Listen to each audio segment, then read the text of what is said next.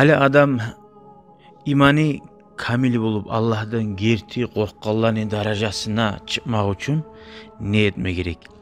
Ve an Atiyete beni Urvete Sa'di sahabi radıyallahu anhu kal Kale Resulullah sallallahu aleyhi ve sellem Allah'ın elçisi aytti deb ashabalar haberlay. Atiye degan la yablugul abdu en yekuna minel muttaqin.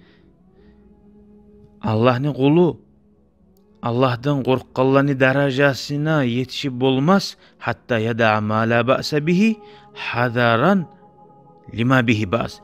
Ya bir zatlarını koyuma düşer de bayta. Ay azmaz zat musa da kuşuza aga günah bulanza aga tuşu almaga bolagan sali de bayta. Bulay alganda et koysan ne yaray? Tek şunu etsen şekli zakka, günah zakka tuşu alma bulasan.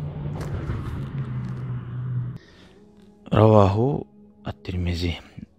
Ay bundan murat taza Mekkeli halal keni şunu bilinmeyi turup şundan sak bolsa şu vakti Allahu Teala maktaygan Allah'dan korkallarının derecesine, şolanın sıfatına girer de bayta. Mekkeli kamil korkallarını. Allahu Teala ya Allah bizim şöyle şekli zatlardan hali bizci halegi zaman kop biz tuşagan öyle şekli zatlar tukul açıktan bila turup da Allah sağlasın ya Allah tuzulanmaga bari bize de Allah nasip etsin. Velhamdülillahi Rabbil Alemin.